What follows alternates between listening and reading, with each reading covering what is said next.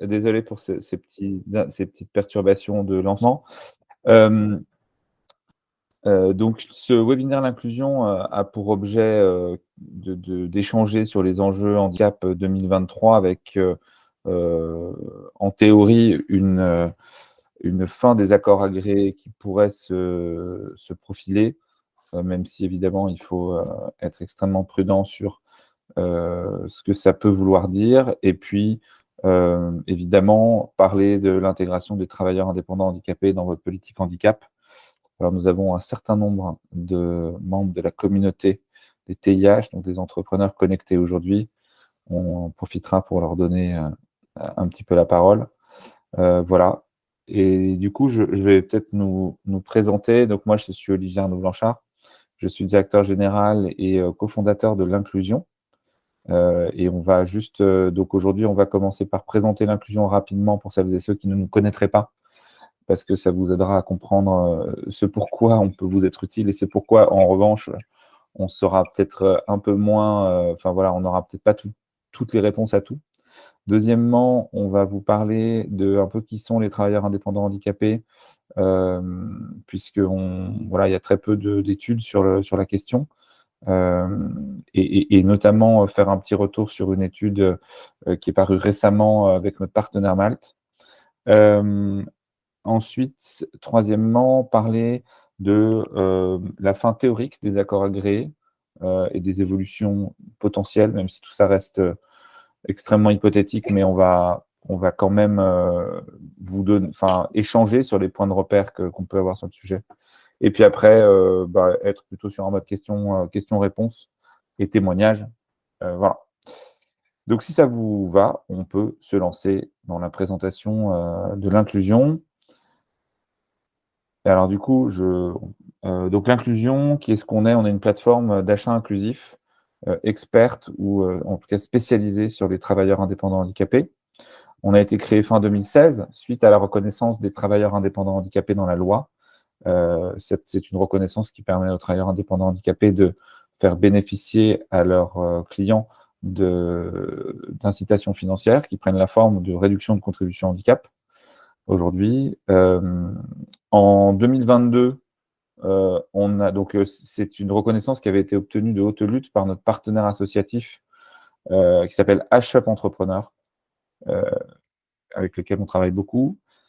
En 2022, les travailleurs indépendants handicapés ont été intégrés dans les clauses sociales des marchés publics, ce qui veut dire qu'aujourd'hui, la plupart des marchés publics qui sont émis à partir d'aujourd'hui devraient intégrer les travailleurs indépendants handicapés dans dans le marché, dans les pièces du marché. L'inclusion, c'est 2000 prestataires référencés sur notre plateforme, dont plus de 730 TIH, et c'est plus de 15 collaborateurs, quasiment 20 maintenant, dédiés à l'accompagnement de ces travailleurs indépendants handicapés, notamment celles et ceux qui sont encore un peu fragiles ou qui ont été fragilisés par la crise, dans plusieurs grandes métropoles, Paris, Lille, Lyon, Marseille, Toulouse, Bordeaux, Montpellier, Nantes, etc. Voilà. Ensuite, donc la mission de l'inclusion, pour être bref, hein, c'est de développer des services pour les travailleurs indépendants handicapés et leur écosystème. Donc on a, ce que vous voyez en haut à gauche, c'est notre plateforme l'inclusion.fr, qui est notre activité historique de mise en relation. Aujourd'hui, on opère beaucoup d'activités de mise en relation en partenariat avec Malte, qui est une plateforme de freelancing généraliste. En haut à droite, vous voyez T-Booster, qui est notre programme d'accompagnement social et commercial pour des travailleurs indépendants handicapés, et notamment pour celles et ceux, par exemple, qui ne vivent pas encore pleinement de leur activité, pour faire court. En bas à gauche, vous voyez TIH Learning, qui est notre premier programme de formation, avec des modules de formation en ligne et des classes virtuelles interactives qui sont dédiées aux problématiques vraiment à la croisée de l'entrepreneuriat et du handicap, avec des contenus notamment accessibles librement et gratuitement sur notre chaîne YouTube. Et puis enfin, on a d'autres activités un peu plus expérimentales, comme celui que vous voyez en bas à droite, la station I, qui est notre espace de coworking, alors qui est un peu en ce moment en fonctionnement restreint pour des questions notamment budgétaires, mais qui a pour objectif notre objectif avec ce projet, c'était de développer, d'essayer de comprendre quels étaient les besoins de notre communauté de travailleurs indépendants handicapés en termes d'espace de travail et d'espace partagé. Et puis on a d'autres projets dans le champ notamment de la compensation du handicap dont on ne parlera pas forcément aujourd'hui parce que ce n'est pas le sujet, mais on continue d'essayer de développer des services pour notre communauté de travailleurs indépendants handicapés. Voilà en quelques mots. Alors je m'excuse par avance, j'ai la grippe, donc voilà, peut-être que mon esprit sera confus à certains moments, et si c'est le cas, je vous en demande pardon. Donc juste retour sur nos activités rapidement. Donc on a été créé sous le nom de TIH Business en 2016. En 2020, on a changé de nom, on s'est appelé l'Inclusion. On a développé l'accompagnement et la formation en plus de la mise en relation. Ensuite, on a poursuivi nos développements avec l'expérimentation d'un espace de coworking inclusif en 2021 et on a lancé notre partenariat avec Malte cette même année. Le nombre de TIH inscrits sur la plateforme a continué d'augmenter. Et puis, en 2022, l'intégration des TIH dans les clauses sociales des marchés publics a vraiment a beaucoup dynamisé les sollicitations qu'on reçoit. Alors, pour l'instant, les résultats sont pas encore… Enfin, voilà, on en est plutôt au stade où on est beaucoup sollicité, plutôt qu'au stade où on peut faire état d'un grand nombre de prestations réalisées. Mais voilà, en toute logique, ça devrait venir.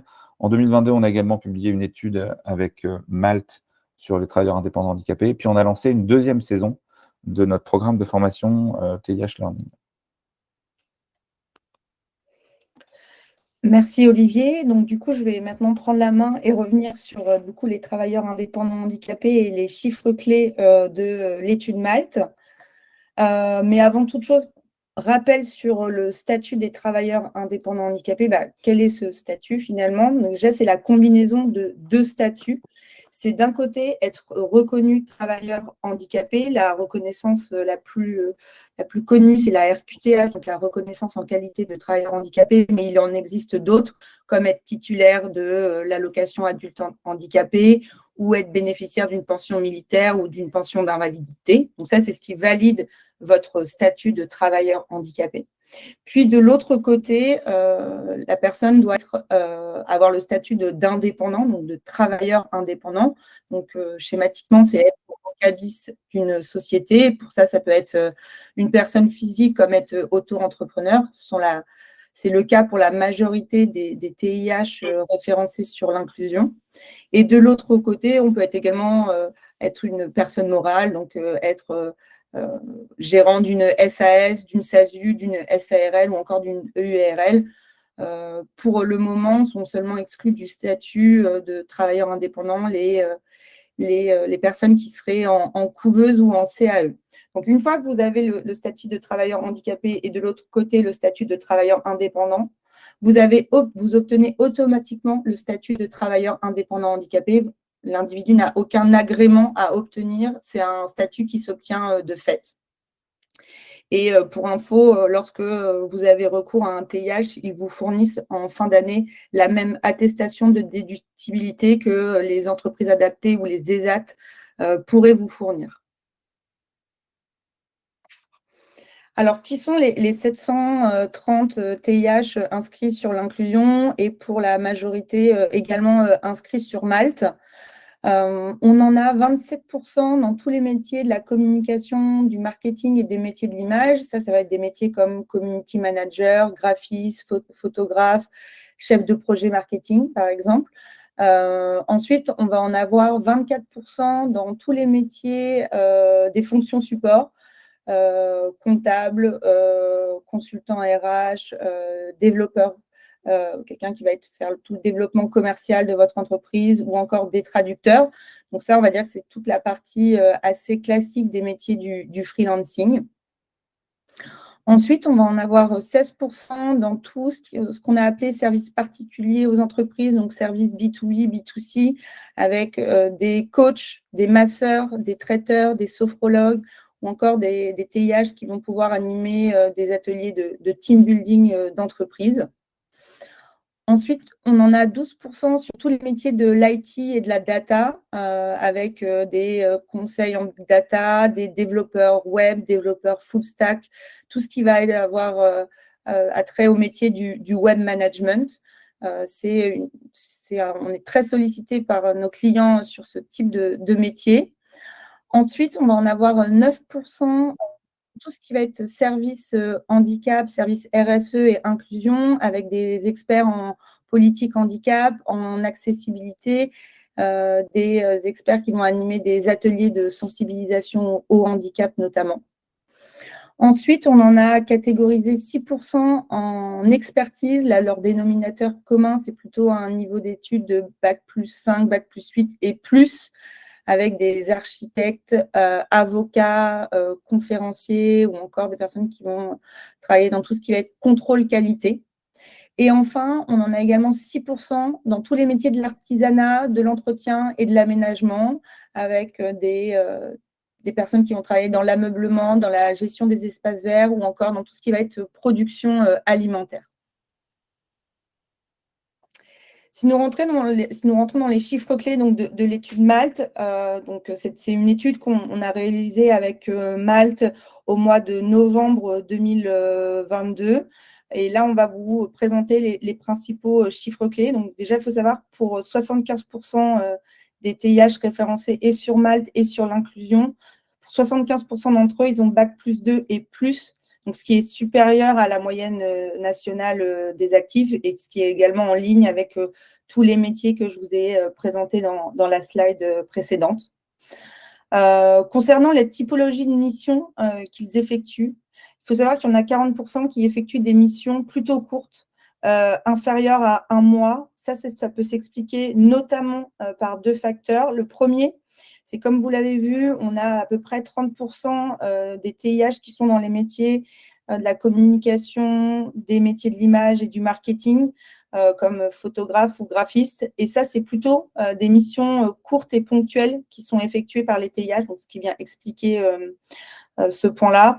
Pour d'autres, ils ont également plusieurs clients et préfèrent effectuer des missions courtes ou encore pour des raisons de fatigabilité ou des questions d'adaptation de leur travail et de leur handicap, préfèrent effectuer plutôt des missions courtes.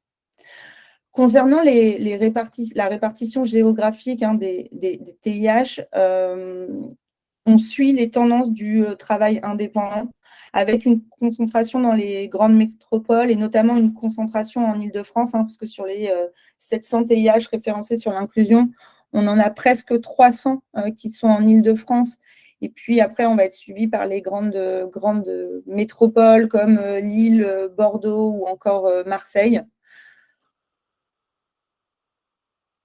Concernant d'autres chiffres clés venus de cette étude, 89%, donc c'est le chiffre des TIH qui étaient déjà en situation de handicap avant de créer leur entreprise. Donc, ce n'est pas la situation de handicap qui les a poussés à devenir indépendants. Ce que l'on sait, c'est que sur les TIH inscrits sur Malte et l'inclusion, la moyenne d'âge, elle est d'environ 45 ans et pour la plupart, ils ont déjà eu une activité salariée assez longue et ils ont décidé de se lancer en tant qu'entrepreneur il y a entre 1 et 4 ans.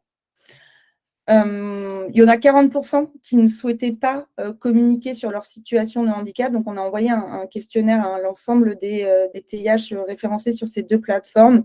Et quand on leur pose la question de savoir si lors de la première réunion commerciale avec leurs clients, est-ce qu'ils parlent de leur situation de handicap, il y en a 40% qui ne souhaitent pas communiquer sur leur situation de handicap, soit parce que c'est un handicap invisible et qui n'a pas finalement d'impact sur la réalisation de la mission, soit par peur que leur handicap soit un frein à la contractualisation de la mission. Donc, on voit qu'on a encore gros travail à faire sur justement inciter et les TIH et les entreprises à pouvoir parler de ce sujet sereinement.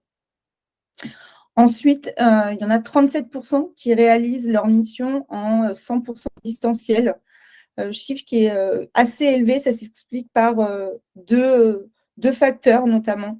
Le premier, c'est qu'il y a une partie de la communauté des TIH qui a déjà adapté tout son poste de travail à domicile et qui ne souhaite pas, enfin, qui a du coup tout le matériel nécessaire à domicile pour effectuer la mission et qui préfère le faire de chez lui. La deuxième, c'est qu'il y a une partie des missions sur tout ce qui va être IT, communication, marketing, qui ne nécessite pas forcément de se déplacer chez le client. Et donc, du coup, les TIH ont préféré faire leur mission à distance. Donc, ça, c'est vraiment pour vous, entreprise, un point à prendre en compte lorsque vous rédigez vos fiches de poste ou que vous proposez vos fiches de poste chez l'inclusion, par exemple, à avoir en tête cette part de télétravail qui peut être vraiment une variable d'ajustement assez importante pour la contractualisation de mission avec un TIH. Et enfin, un chiffre un peu similaire qu'on avait déjà cité, là, c'est sur 84% ont un niveau de qualification supérieur ou égal au bac. Et tout à l'heure, je vous ai dit entre eux qui ont un niveau de bac +2 et plus.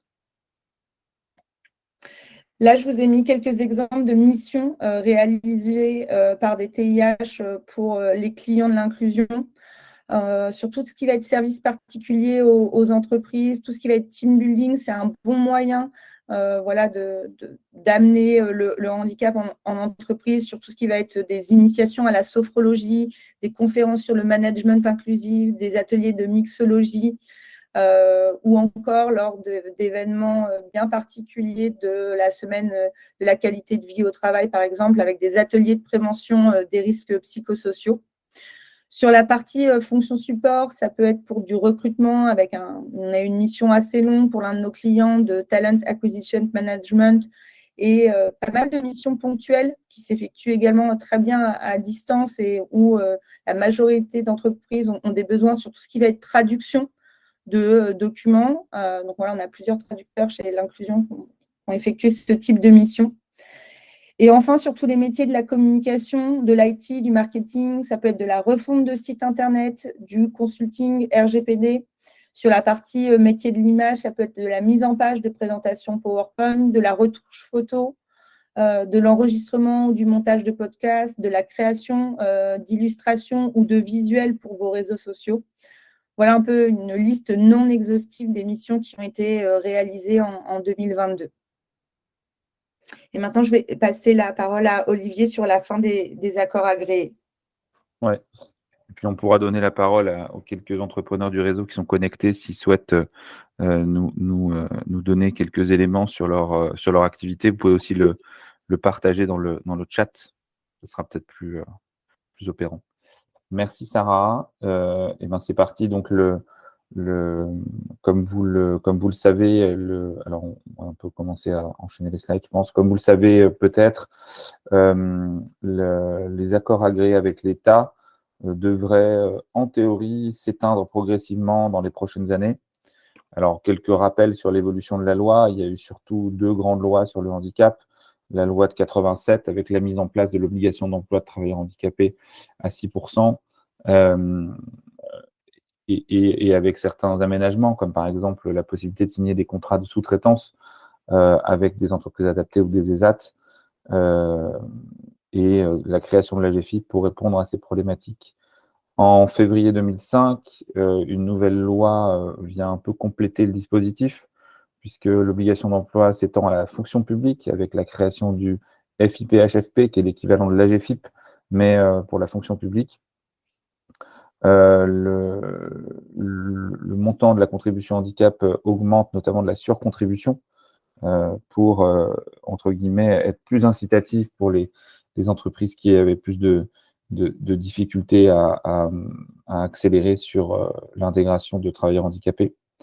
Et puis enfin, en septembre 2018, la loi pour la liberté de choisir son avenir professionnel a apporté quelques petites modifications, hein, puisque donc déjà, on est, petit détail technique, mais on est passé d'une obligation par établissement à une obligation par entreprise, ce qui permet ce qui fait que par exemple des petits des acteurs comme dans la distribution ou la restauration, pour des petits établissements, des petits restaurants à moins de 20 salariés, se sont mis à être éligibles. Donc ça fait un peu augmenter le nombre d'entreprises qui qui du coup, sont soumises à l'obligation d'emploi de travailleurs handicapés.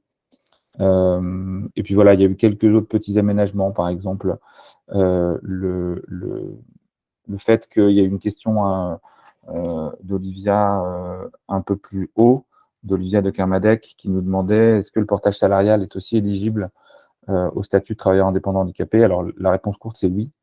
Le portage salarial, depuis la loi de 2018, a été intégré à compter de janvier 2020. Donc, quand vous êtes travailleur indépendant handicapé en portage salarial, vous pouvez aussi faire bénéficier à vos clients d'une réduction de contribution handicap. Je vois que Carole Laville a levé la main. Bonjour Carole. Oui, bonjour. J'avais une petite question concernant la loi du 11 février 2005. Vous parlez d'une augmentation du montant de la contribution à la GPIF en cas de non-respect de l'obligation. Est-ce que vous pouvez détailler un peu plus cette partie-là? On Oui, passe alors de combien à combien en fait? en fait, un des paramètres principaux, c'était le fait que pour les entreprises qui, pendant plus de 3 ans, n'ont eu aucune action sur l'intégration de travailleurs handicapés, la contribution handicap passe en gros, aller entre 4 et 6 000 euros par ETP manquant par an, hein, pour faire court. Pour les mauvais élèves, en gros, hein, donc pour les entreprises qui ont 0 travailleurs handicapés, qui font 0 action en matière de sensibilisation, la contribution financière passe à 15 000 euros par ETP manquant. Hein, ça, c'était une des évolutions. Voilà. D'accord. Et c'est toujours valide C'est aujourd'hui en toujours le fait, cas, ouais, tout à Ouais, fait. Ouais, d'accord. ouais, ouais. Donc Ok. après, aujourd'hui, par contre, le nombre d'entreprises, hein, qui est concerné a beaucoup baissé, ce qui est quand même plutôt enthousiasmant, puisque de mémoire, il y a 5 ou 6 ans, on était à peu près à 20% de ce qu'on appelait les établissements assujettis, donc les organisations qui avaient une obligation d'emploi, à 9% au dernier chiffre de la GFIP. Donc on est passé de 20% à 10%, enfin à moins de 10% d'entreprises, hein, qui font rien du tout et qui du coup payent la Bien sûr. surcontribution. Ok. Merci beaucoup. De rien. Après, je ne suis pas un expert absolu de tout le détail de toutes les lois, mais voilà. Et on n'a pas cité tous les aspects de chaque loi. Par exemple, dans la loi de 2005, par exemple, il y a le droit à la compensation du handicap qui fait son apparition. Enfin, il y a plein d'autres choses, hein, dans ces diverses lois. Je pense qu'on peut passer à la slide suivante.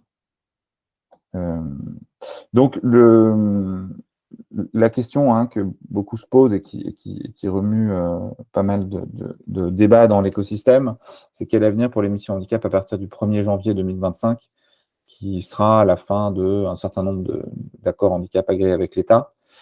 Alors, juste un tout petit préambule, hein, en matière d'accords handicap, il y a plusieurs types d'accords. Vous pouvez avoir des accords d'entreprise qui ne sont pas validés par l'État et qui donc sont juste un accord entre la direction et les organisations syndicales, hein, qui est notamment, il y a un certain nombre de grandes entreprises qui opèrent ce type d'accord handicap. Vous avez des conventions avec la GFIP, qui sont encore autre chose. Vous avez des accords de branche, comme dans les entreprises du médicament, qui sont une troisième typologie.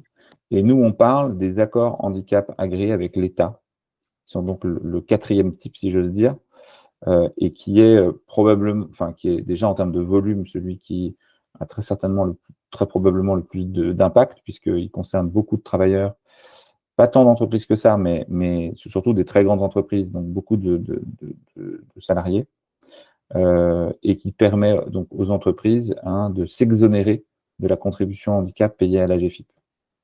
Et ça nécessite, c'est pour ça qu'on parle d'accord handicap agréé avec l'État. Chaque mot est important. Agréé avec l'État, ça veut dire que c'est les services déconcentrés de l'État qui signent, donc anciennement les directs, et ce qui s'appelle aujourd'hui les dettes ou les DRIETS. Elles signent avec l'entreprise en disant d'accord, vous êtes exonéré de contribution handicap, mais en l'échange, vous prenez un certain nombre d'engagements en termes d'intégration de travailleurs handicapés. Donc, le rappel sur le principe de ces accords avant la loi du 1er janvier 2020, donc l'employeur peut s'exonérer de sa contribution handicap s'il a signé avec ses partenaires sociaux un accord qui est aussi agréé par l'État, qui comporte des mesures favorables au maintien ou au recrutement de travailleurs handicapés, pour un montant qui est au moins égal au montant de la contribution due. C'est-à-dire que vous n'êtes pas obligé de payer votre contribution handicap, mais sous-entendu, toute l'enveloppe doit être dépensée pour l'intégration de travailleurs handicapés. Et puis ensuite, les agréments étaient fixés par la DGEFP, qui est une des directions du ministère du Travail, pour les accords de branche, comme celui sur les entreprises du médicament dont on vous a parlé, qui n'est pas le seul, mais qui est celui qu'on connaît un petit peu chez l'inclusion. Et ensuite, vous signez avec les directs pour les accords d'entreprise, de groupe ou d'établissement. Les directs viennent de changer de nom, elles s'appellent les dettes ou les DRIET maintenant, mais ça, c'est un détail. La plupart d'entre nous connaissons plutôt l'appellation de direct. Donc maintenant, quelques rappels sur le principe des accords agréés après la loi du 1er janvier 2021. Les accords sont maintenant limités à 3 ans renouvelables une fois. Et donc l'idée, c'est de retrouver un rôle de levier dans la mise en place d'une politique RH favorable aux travailleurs handicapés. Et donc, les accords qui arrivent à échéance après le 1er janvier 2020 pourront être renouvelés une fois. Voilà, donc après, les accords d'établissement, compte tenu de l'application de l'OTH au niveau de l'entreprise, vont disparaître, puisque maintenant, c'est vraiment l'entreprise et plus l'établissement qui est porteur de l'obligation d'emploi. Voilà, juste pour un petit rappel juridique. Alors là, on a mis un tableau juste pour comprendre concrètement ce qui se passe. Donc, concrètement, ce que vous voyez dans le premier cas de figure, c'est que si vous êtes une entreprise et que vous aviez un accord handicap agréé avec l'État qui arrivait à son terme fin 2019, vous pouviez en signer 2 de plus, qu'on voit en vert, potentiellement un de 2020 à 2022 et un de 2023 à 2025. Si vous aviez un accord handicap agréé avec l'État qui enjambait la frontière du 31 décembre 2019, vous avez le droit qu'à un dernier accord, donc qui hypothétiquement commencerait en 2021 et irait jusqu'à fin 2023. Et puis ensuite, après, effectivement, pour celles et ceux qui n'avaient pas d'accord, ce qu'on voit dans le cas numéro 4, vous pouvez commencer vos accords, vous pourrez même les commencer après 2020, potentiellement, de ce qu'on en comprend. Mais de toute façon, si vous utilisez au maximum et au plus vite vos accords handicap agréés, vous pouvez aller au maximum jusqu'à fin 2025. Et donc, évidemment, un certain nombre d'entreprises sont sont en réflexion intense sur comment faire une fois que la fin des accords arrive, puisque s'il n'y a plus d'accord, il y a potentiellement plus tout à fait les mêmes possibilités d'avoir un budget pour la mission handicap. Donc ensuite, les chiffres clés des établissements assujettis à l'OETH, le taux d'emploi direct en équivalent temps plein en ETP il était de 3,8%, relativement stable. Il a été en augmentation depuis plusieurs décennies, enfin depuis 87, qu'il est mesuré de manière adéquate. Mais là, maintenant, il commence à se stabiliser un peu, avec des grandes entreprises qui sont souvent un tout petit peu au-dessus et des petites ou moyennes entreprises un petit peu en dessous. Ce qu'on disait précédemment, 9% des établissements assujettis versent uniquement une contribution financière à la GFIP, c'est-à-dire qu'elles n'emploient pas de salariés en situation de handicap. Et ensuite, le chiffre d'après, c'est le chiffre du nombre de travailleurs handicapés qui sont en personnes physiques, mais bon, ça c'est un point un peu technique sur lequel je ne vais pas trop m'étendre. Ce qui est intéressant, c'est de voir le nombre d'établissements assujettis à l'obligation d'emploi de travailleurs handicapés. Il est relativement stable, à peu près à 100 000. Des établissements qui ont des accords agréés, il y en avait à peu près 12 000, donc ça représente à peu près 12 ou 13% du total. Mais ça représente à peu près un tiers de la masse de salariés qui seraient concernés par l'obligation d'emploi de travailleurs handicapés. Ce qui veut dire que c'est mécaniquement des relativement grandes entreprises qui font cet usage. Alors, je vois qu'il y a une question, il y a une main qui s'est levée. Oui, Christelle Desmond. Bonjour, je vous écoute. On vous écoute. Alors, vous êtes peut-être en mute.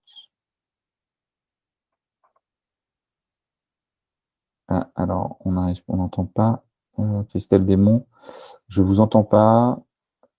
Madame, il faut peut-être juste vous... Alors, vous êtes peut-être en muet.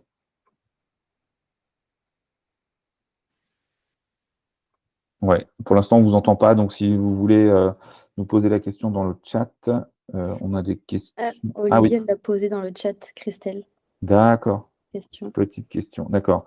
Si le premier accord agréé est signé pour 2023-2025, celui-ci ne pourra pas être renouvelé même une fois. Alors, moi, je supposerais que oui, parce que rien n'indique le contraire dans la loi. Mais là, on rentre sur un point un peu technique. À mon avis, les services de l'État auront la réponse. Vu les textes, je suppose qu'on peut signer un deuxième accord après en 2026-2028. Mais c'est un point qu'il faudrait vérifier avec les services de l'État. Voilà. Ensuite, je continue. Ouais. Les chiffres indiqués datent de quand? On reprécisera les sources, et les dates concernées dans une version qu'on diffusera sur notre site internet. 9%, 3,8%, ça doit être ces dernières années de mémoire, 2021, 2022. 9%, pareil, ça doit être 2022. Voilà, et sinon, les autres chiffres sont indiqués.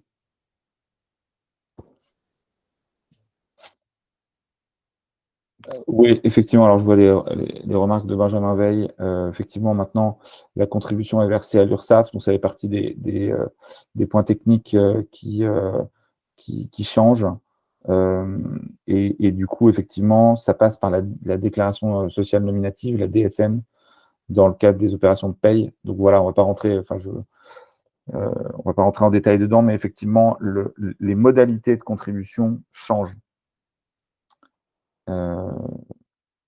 Oui, donc on a confirmation, merci. Je vois que Pascal DM nous confirme et Cynthia aussi. Donc ça confirme un peu ce qu'on avait compris, hein, que si vous n'avez pas d'accord, en fait, potentiellement, il pourrait y avoir des accords handicap agréés pendant encore assez longtemps pour les entreprises qui n'en ont jamais fait.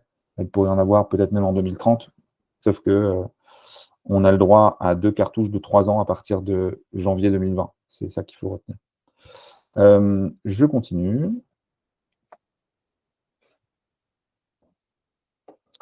Donc, évolution dans les accords agréés. Alors, tout ce qui ne change pas maintenant, lorsqu'une entreprise sort des accords agréés, elle est toujours éligible aux aides de droit commun. Alors, par exemple,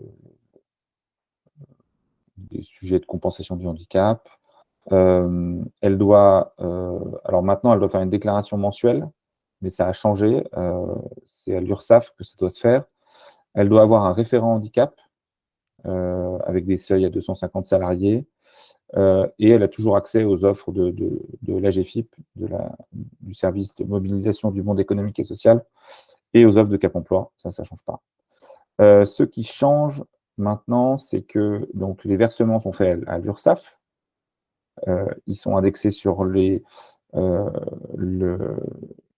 déclarations qui sont faites dans la DSN.